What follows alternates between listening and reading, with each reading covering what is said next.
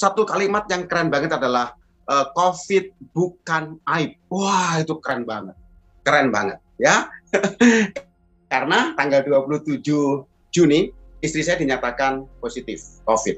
Pagi itu sebelum ibadah, kami ibadah jam 9:30 GBI Gloria Sunter. Itu sudah karena sudah PPKM jadi via Zoom ya. Pagi-pagi sebelum 9:30 kami cari sarapan ya, muter daerah sekitar rumah. Ada seorang pedagang lontong Padang, sayur lontong Padang ya. Kita makan dibungkus, kemudian bawa pulang. Terus makan nih, istri saya makan. Dia bilang begini, nggak enak banget ya rasanya ya. Nggak enak. Saya coba. Masa sih mah? Saya habisin tuh. Enak kok, gitu. Saya habisin. Enak kok. Enggak. Udah tenang, kita tenang. Kita nggak mikir sama sekali kalau istri saya terpapar. Ya. Terus habis mandi, kita mau persiapan ibadah. Jam 9, habis mandi. Istri saya semprot-semprot parfum gitu. Ya. Kok nggak ngecium ya? Tadi gitu. Yang benar saya bilang. Wah, cium kok. Tapi kita tetap ibadah. Ya. Selesai 11:30. Baru istri saya memastikan saya nggak bisa cium nih Pak.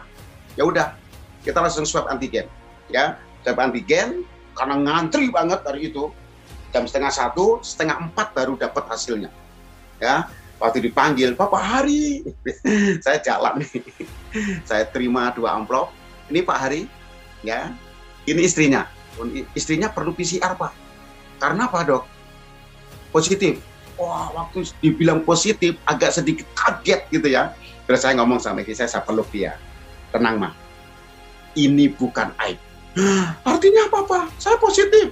Iya, tenang. Wah, tenang. Saya temenin dia, temenin istri saya, anak-anak saya usingkan, anak saya 3, ya. Saya ungsikan ke depan, ada kakak ipar di depan rumah saya, ada kakak ipar.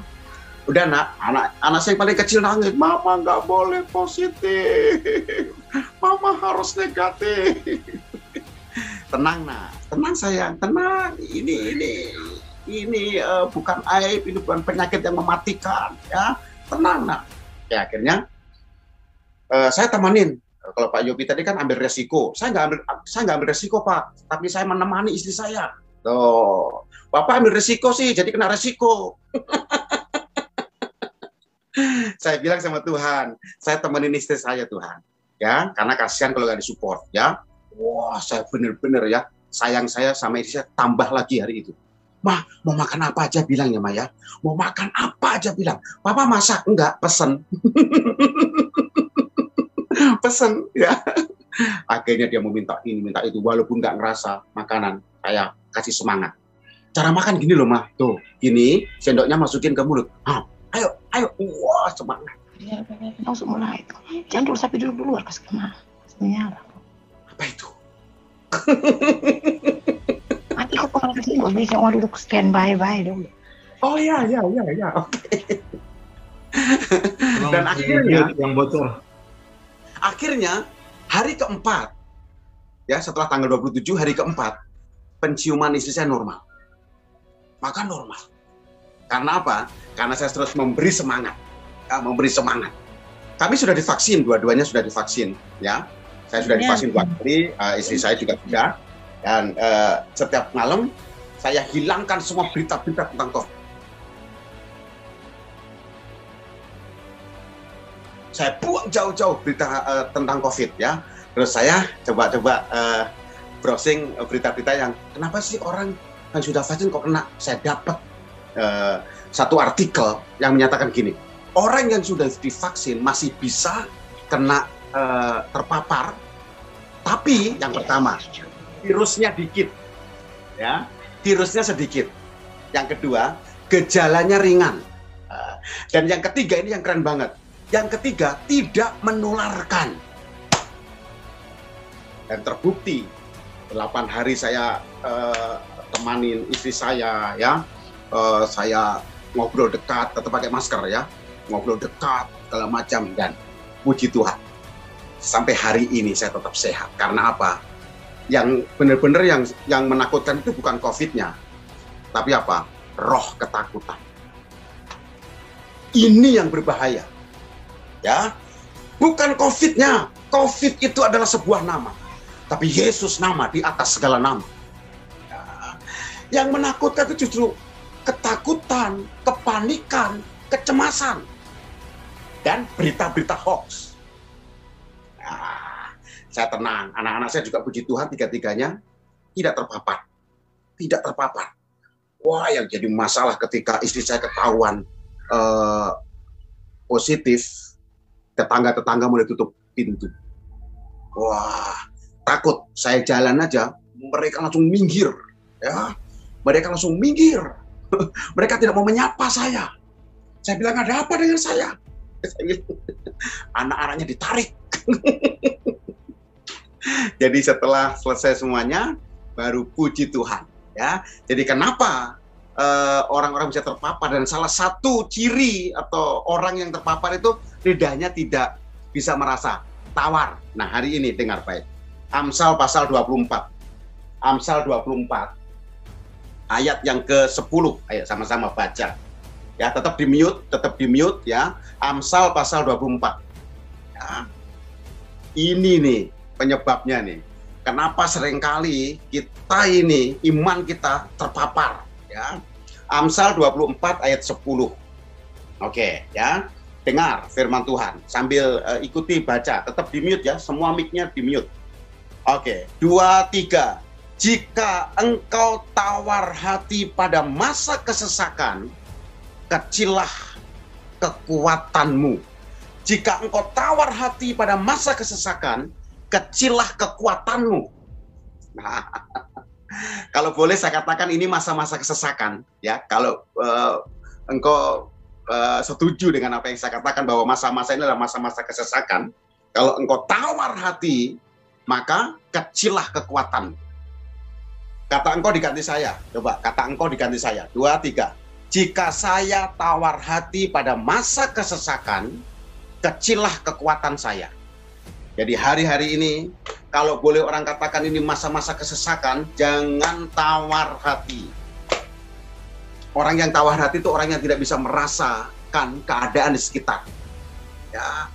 Jadi kenapa hidup kita, rohani kita terpapar oleh virus dunia ini? Karena yang pertama, engkau tawar hati. Dan ciri orang yang tawar hati adalah hidup dalam ketakutan. Orang yang tawar hati adalah orang yang hidup dalam ketakutan.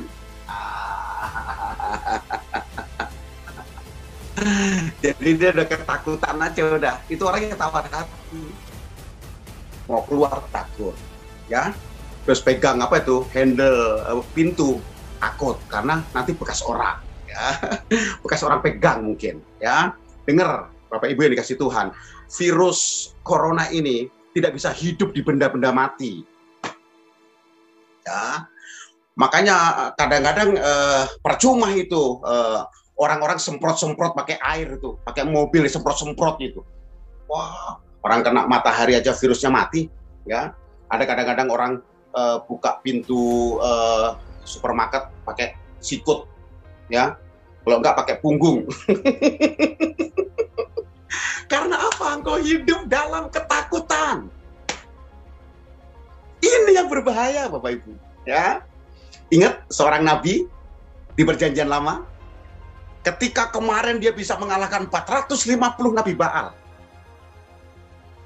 Kemarin, ya. Dan hari ini dia lagi santai. Tiba-tiba ada kabar dari Isabel lewat utusannya. Dan utusan itu menyatakan kepada Nabi Elia dengan berkata, pesan dari Isabel, besok kira-kira jam segini, kalau nyawamu masih nyambung di tubuhmu, kata Isabel, biar Isabel yang dihukum oleh Baal.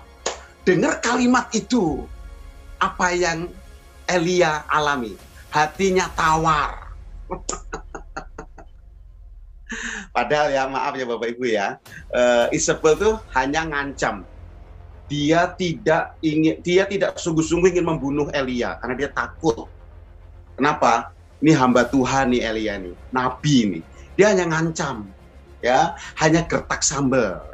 Ya, itu the power of mama tuh gitu kuasanya. Ya, Elia nggak sadar bahwa kadang-kadang kalau ibu-ibu kan bawa motor kan ya, bawa motor nih.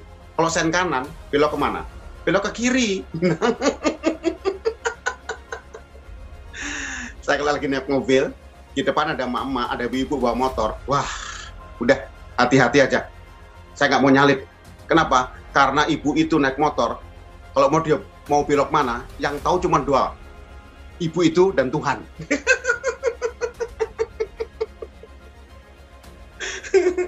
Jadi Isabel itu tidak ingin sungguh-sungguh membunuh Elia. Tetapi karena Elia tawar hati pada saat itu, ketakutan. Kalau engkau ketakutan di masa-masa kesesakan, kecilah kekuatan. Dan bener loh, Elia seolah-olah nggak ada tenaga lagi, nggak ada kekuatan lagi. Elia lupa bahwa Tuhan mengurapi, Tuhan memberi kekuatan. 450 Nabi Baal dikalahkan. Dia lupa peristiwa itu karena hatinya tawar. Kalau kau konsentrasi terus pada COVID, kau bisa lupa bahwa Tuhan lebih besar. Yesus lebih besar daripada COVID itu. Ayo, beri semangat kepada dirimu. Jangan tawar hati. Kalau aku tawar hati, kecilah kekuatanku. Ya, seperti Daud, ketika dia ada di medan pertempuran, kakak-kakak Daud ini sudah ada di sana karena mereka benar-benar dari tentara itu. Daud enggak, ya. Pada saat Daud ada di medan pertempuran, itu bukan dalam rangka perang, tapi dalam rangka apa? Nganter makanan. Perginya keren ya, Ibu ya. Wah, mungkin teman-teman mainnya Daud lihat Daud jalan, dia tanya, Daud mau kemana? Medan pertempuran, perang, nganter makanan. Hah? Tetapi ketika sampai medan pertempuran, Daud kaget. Namanya medan pertempuran, tapi nggak ada peperangan di sana. Hanya ada seorang yang tinggi besar dengan menghina Allahnya Israel. Dan Daud nanya, Kak, siapa orang itu? Kakaknya bilang, udah nggak usah banyak nanya deh, udah nggak usah. Kamu ngapain kesini? Nganter makanan. Udah, habis makanan nanti saya nikmati, pulang kamu. Enggak, Kak. Aku merobek mulutnya orang itu, seperti aku merobek mulutnya beruang yang hendak menerkam domba-dombaku. Dahsyat kan? Dia tidak mau dikuasai oleh roh ketakutan. Dan ketika dia tidak mau dikuasai oleh roh ketakutan, kuat hidupnya. Bapak Ibu yang dikasih Kristus, kalau hari ini Tuhan izinkan kau mendengarkan firman Tuhan ini, jadi ada sesuatu yang Tuhan ingin kerjakan. Ya, jika engkau tawar hati pada masa kesesakan, kecilah kekuatanmu. Daud akhirnya mengalahkan Goliat itu dengan satu lemparan saja. Wow, dengan satu lemparan saja Goliat tumbang. Kadang-kadang kita perlu mengalahkan Goliat-Goliat kita. Dengan apa? Dengan kekuatan Tuhan. Orang yang tawar hati hidup dalam ketakutan. Yang kedua, orang yang tawar hati tidak peka dengan mujizat Tuhan. Tidak peka dengan mujizat Tuhan. Kembali ke Elia. Setelah Elia jalan jauh meninggalkan Tuhan, ya, dia tinggalkan juga pembantunya. Dia ngomong sama pembantunya, nanti kalau ada orang nanya di mana Elia, bilang tidak tahu. Tuh, udah ngajarin bohong kan? Udah ngajarin bohong. Akhirnya Elia masuk jalan lagi. Sehari perjalanan jauhnya, Tuhan buat mujizat. Tuhan buat mujizat. Dan Elia nggak peka mujizat itu dari mana. Ada roti bakar, ada air dalam kendi, dia makan lalu dia tidur lagi. Dan hari ini dengar baik, jangan mau dikuasai oleh roh ketakutan. Karena roh ketakutan ini lebih bahaya dari virus itu sendiri. Jemaat yang dikasihi Kristus, jadi hari ini pesan firman Tuhan kepada kita. Jika engkau tawar hati, kecilah kekuatan. Dan orang-orang yang tawar hati, ciri yang pertama adalah hidup dalam ketakutan. Yang kedua, tidak peka dengan mujizat Tuhan. Mujizat Tuhan kita nikmati setiap hari. Kemarin banyak orang susah cari oksigen. Kita bisa tahu kalau nggak bisa menghirup udara oksigen ini? Bukankah ini mujizat?